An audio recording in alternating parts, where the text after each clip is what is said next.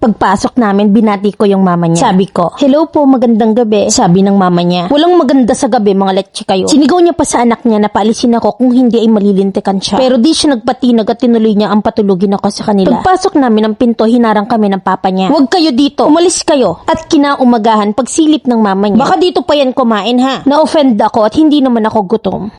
I am 17 at 18 naman yung nakilala ko sa Facebook. At napakagwapo niya. Chinat niya ako at nireplyan ko siya agad kasi ang gwapo eh. Hanggang sa napahaba na yung message namin. At tinanong niya ako kung kilala ko daw ba yung mga kaibigan niya. Sabay send ng pic sa akin at ang sagot ko naman sa kanya ay oo. Kasi halos lahat ng nasa picture ay kaibigan ko eh. Hanggang sa nagkayayaan ng mag-inom sa bahay ng tropa namin. Wala akong pamasahe that time pero ang sabi naman niya sa akin ay sagot daw niya yon basta't pupunta ako. So ayun nga, nagpunta ako. So nung nagkita kami, shocks ang pogi niya. Tapos ang gentleman niya pa nung natapos kami mag-inuman, magkakaibigan. Sabi nung isang kaibigan ko na tropa niya rin, doon na lang daw ako matulog kina bad boy. Tinanong ko si bad boy kung pwede. Ang tanong ko kung okay lang ba sa kanya. Ang sagot niya sa akin ay okay lang daw. Fast forward, habang nilalakad namin yung daan papunta sa kanila, magkahawak kami ng kamay at nilalasap ko ang bawat eksena. Na kasi minsan lang yun eh. At nung nakarating kami sa kanila, nasa labas pa lang ako nun eh. Hinagisa na siya ng mama niya ng plastic bottle. Na kasi panay daw dala ng babae sa kanila. Kinabahan ako nun at ang sabi ko sa kanya, uuwi na ako. Pero sabi niya, hayaan ko na lang daw yung mama niya. Nung pumasok kami, binati ko agad yung mama niya. Ang sabi ko, "Hello po, magandang gabi." Sabi ng mama niya, "Walang maganda sa gabi, letche kayo." Sinigaw niya pa sa bad boy na paalisin ako kung hindi ay malilintikan siya. Pero di nagpatinag si bad boy at talagang tinuloy niya rin ang patulugin ako sa kanila. At nung papasok na kami ng pinto, hinarang ng papa niya yung paa niya sa amin. Tapos sabi ng papa niya, "Anong dito? Huwag kayo dito, umalis kayo." At nakipagsagutan si bad boy sa magulang niya. Nashock rin ako sa bahay nila kasi napakaliit ng bahay. As in, sobrang liit na isipin mo para kaming sardinas na nagsisiksikan sa higaan. Napakakalat ng damit tapos habang tumatagal kami, nagkakaroon na ako ng kati-kati. Tapos nung sinilip kami ng mama niya, ang sabi pa sa anak niya, "Baka dito pa yan kumain ha." Na-offend ako kasi gusto ko lang namang magpahinga, hindi naman ako gutom. Sabi ko sa kanya, iuwi na niya ako at ihatid niya ako sa sakayan. Binubulungan niya ako ng mga pampalubag-loob na salita, sabay kumisya sa noo ko. Pero gustong gusto ko na talagang umuwi nun.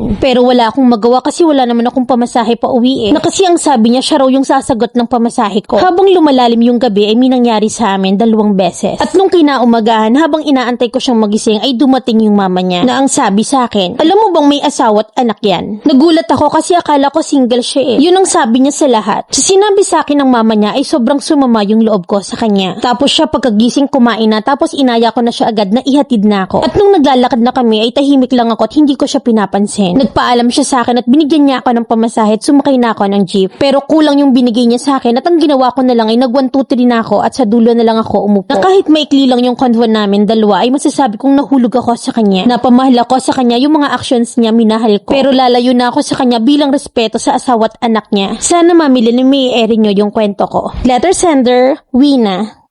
Grabe yung kabataan ngayon. Na kahit sa lubungin ng bungangerang nanay ng lalaki, nakakapagmagandang gabi pa eh. Na kasi sa iba-iba yan, imangangatog ng umuwi kahit maglakad pa. Ante, ang bilis mo namang ma-fall. Gentleman, may pagkiss pa sa noo. Tapos ganyan, disrespectful sa magulang. Puging-pugi ka dyan. Nakaka-turn off yan eh. Hindi sapat yung pogi at sweet honey. Saka napaka-irresponsable mo rin sa sarili mo eh. Biruin mo, ni pamasahing pa uwi, wala ka. Sasabihin mo pang mahirap siksikan sa kanila, nakadalawang haya ka pa. Sadyang mangangati ka ning. Biruin mo, 17 ka pala. Ibang klase ng level ng kabataan ngayon. O di tulig ka nang malaman mo may asawa at anak pala. At sinong magulang ang matutuwa na first meet up pa lang ihaya ka na basta gwapo yung guy, maaga kang bumibigay. Ning mag-aral ka, ayusin mo yung desisyon mo sa buhay. Na kasi kapag may batang nabuo sa kapusukan nyo, anong magiging remedyo mo? Abay hindi aari yung 1, 2, 3 mo kapag kinapos ka. Baka kapag nakabuo si Mang Kepweng ang hanap nyo. Kasi hindi pa masahe nga wala ka. Maipasuso pa kaya.